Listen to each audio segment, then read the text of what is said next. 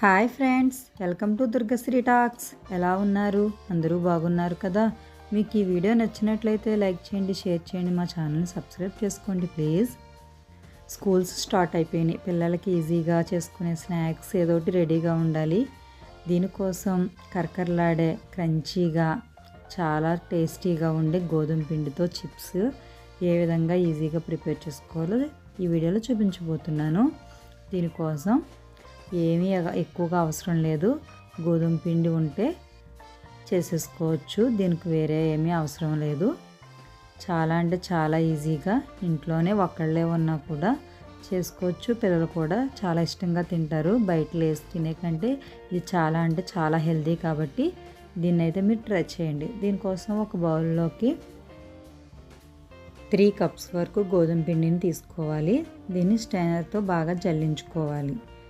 ఎక్కడ ఉండలు లేకుండా ఉండే విధంగా జల్లించుకోవాలి. 3 కప్స్ గోధుమ పిండిని తీసుకున్న తర్వాత దీనిలోకి మిగిలిన పదార్థాలు కూడా యాడ్ చేసుకుందాం. చూసారు కదా, ఈ విధంగా జల్లించిన పిండిలోకి 1 స్పూన్ సాల్ట్, 2 స్పూన్స్ కారం ప్లేస్లో పచ్చిమిర్చి, అల్లం కలిపిన రసాన్ని కూడా యాడ్ చేసుకోవచ్చు. అలాగే 1 స్పూన్ పంచదారని యాడ్ చేసుకోవాలి. 2 స్పూన్స్ గోధుమ రవ్వ, వైట్ గోధుమ రవ్వ ఉంటుంది కదా, దాన్ని ఒక 2 స్పూన్స్ యాడ్ చేసుకుని బాగా కలుపుకోవాలి. పంచదార వేయడం వల్ల, గోధుమ రవ్వ వేయడం వల్ల ఈ చిప్స్ అనేవి క్రిస్పీగా వస్తాయి.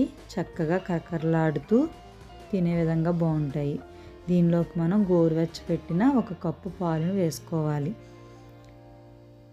ఈ పాలు యాడ్ చేయడం వల్ల ఆరోగ్యానికి ఆరోగ్యం, అలాగే టేస్ట్కి టేస్ట్ చాలా బాగుంటుంది. ఒకవేళ పాలు అవైలబుల్ లేకపోతే దీని ప్లేస్లో 2 కప్స్ వరకు వాటర్ తీసుకోవచ్చు. నాకైతే 1 cup milk, 1 cup water add చేశాను. 3 కప్స్ గోధుమ పిండికి 2 కప్స్ వరకు వాటర్ పడుతుంది. మన ఇష్టం. అందుబాటులో పాలు ఉంటే 1 కప్ పాలు, 1 కప్పు వాటర్ తీసుకోవచ్చు. లేదంటే మొత్తం వాటర్ యాడ్ చేసుకుని రెడీ చేసుకోవచ్చు. ఈ విధంగా మనం కొద్దిగా యాడ్ చేసుకుంటూ వాటర్ని కలుపుకోవాలి. ఒక్కసారి వాటర్ వేసిన ఎక్కువ తక్కువ అయితే మనకి లూజ్ అవ్వచ్చు, లేకపోతే లూజ్ అవ్వచ్చు. టైట్ అయినా మళ్ళీ యాడ్ చేసుకోవచ్చు, కానీ లూజ్ అయితే ఏం చేయడానికైనా ఇబ్బంది కదా, అందుకని చూసుకుంటూ యాడ్ చేసుకోవాలి. ఇలా ఒక 5 నిమిషాల పాటు ప్రెస్ చేసుకుంటూ బాగా కలుపుకుంటే పిండి అనేది చాలా స్మూత్గా ఉంటుంది. వేరొక బౌల్లోకి ఆయిల్ యాడ్ చేసుకుని దాంట్లో ఈ పిండి ముద్దని బాగా కలుపుకోవాలి. చూసారు కదా, ఈ విధంగా ఒక 2-3 టైమ్స్ ఈ విధంగా ప్రెస్ చేసుకుని రౌండ్గా చేసుకున్న తర్వాత దీన్ని రెస్ట్లో ఉంచుకోవాలన్నమాట. ఒక 10 నిమిషాలు నుంచి 15 నిమిషాలు రెస్ట్లో పెట్టుకుంటే పిండి అనేది బాగా నాని చిప్స్ బాగా వస్తాయి. చూసారు కదా, 10 నిమిషాల తర్వాత ఈ పిండి ముద్దని మరొకసారి బాగా అంతా కలిసేలాగా ప్రెస్ చేసుకోవాలి.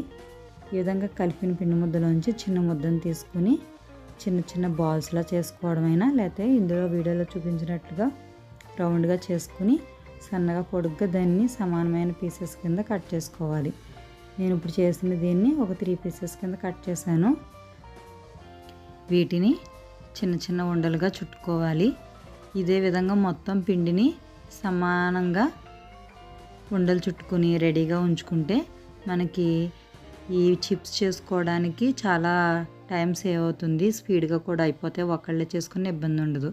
ఇప్పుడు అప్పడాల బల్ల మీద కొద్దిగా మైదాని యాడ్ చేసుకుని మనం ఉండగా చుట్టుకున్న పిండిని తీసుకుని వీడియోలో చూపిస్తున్నట్లుగా స్లోగా ప్రెస్ చేసుకుంటూ అప్పడాల కర్రతో అప్పడాన్ని రెడీ చేసుకోవాలి. చూసారు కదా, బాగా తిక్కుగాను కాకుండా బాగా పలచగాను కాకుండా సమానంగా ఉండే విధంగా అప్పడాన్ని అయితే రెడీ చేసుకోవాలి. ఈ విధంగా రెడీ చేసుకున్న అప్పడాన్ని మనం పిజ్జా కట్టర్తో లేదా నైఫ్తో మనకు కావాల్సిన షేప్లో ఈ విధంగా కట్ చేసుకోవాలి. మనకి ఏ విధంగా కావాలనుకుంటే అలా షేప్స్ కట్ చేసుకుని మనం వీటిని రెడీ చేసుకోవాలి.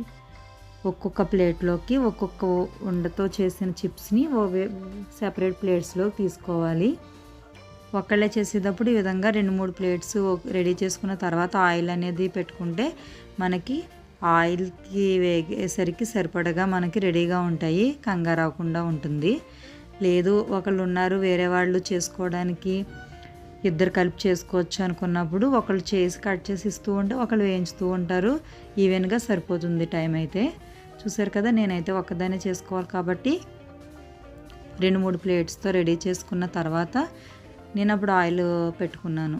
చూసారుగా, మనకు కావాల్సిన షేపుల్లో పెట్టుకోవచ్చు. దీన్ని స్క్వేర్లా చేసుకోవచ్చు, డైమండ్ షేప్లో కట్ చేసుకోవచ్చు, ఎలాగైనా మన ఇష్టం అది. కానీ పిండి ముద్ద అనే దాన్ని బాగా లావుగా అయితే ఒత్తుకోకూడదు. ఒత్తుకుంటే మెత్తగా ఉంటాయి, చిప్స్ కరకరలాడుతూ రావు. ఈ విధంగా మనం కావాల్సినన్ని చిప్స్ని రెడీ చేసుకున్న తర్వాత మనం ఈ విధంగా తీసేసుకుని ఆయిల్ని కూడా రెడీ చేసేసుకుందాం. డీప్ ఫ్రైకి సరిపడా ఆయిల్ని స్టవ్ మీద పెట్టుకుని హై ఫ్లేమ్లో పెట్టుకోవాలి. చూసారు కదా, ఇవి బాగా పొంగు వస్తుందో లేదో ఒకటి వేసుకుని, ఒక చిప్ వేసుకుని చెక్ చేసుకోవాలి. అది బాగా కాగిన తర్వాత వేసుకుంటేనే మనకి చిప్స్ అనేవి బాగా వస్తాయి. అది బాగానే వచ్చింది కదా, దాన్ని బట్టి మనం ఒక షిఫ్ట్ వేసేసుకోవచ్చు. ఒక ప్లేట్ వచ్చి ఒక షిఫ్ట్ కింద వేసుకుంటే మన ఆయిల్కి సరిపడా ఉండేలాగా వేసుకుంటే చిప్స్ అన్నీ బాగా వేగి మనకు చూడడానికి కూడా చక్కగా పొంగుతూ బాగా వస్తాయి. అదే ఎక్కువ వేసేసుకుంటే దానికొకటి నొక్కడిపోయి అతుక్కుపోయి అందంగా రావు.